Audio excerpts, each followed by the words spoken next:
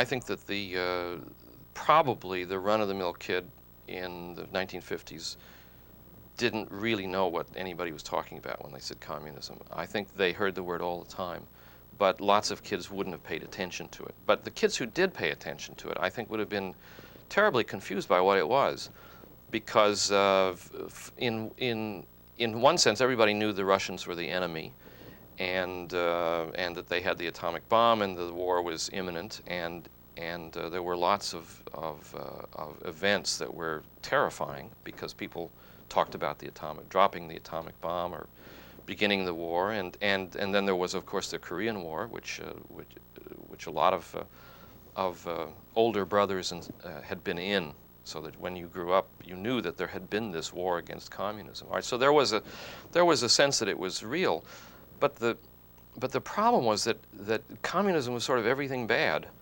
and communism was the United Nations. Communism was talking to somebody who didn't belong to your ethnic group or social class. Communism was I remember that people were worried about a teacher in my high school because she tried to work with some black kids to send them to college, and they thought she was a communist.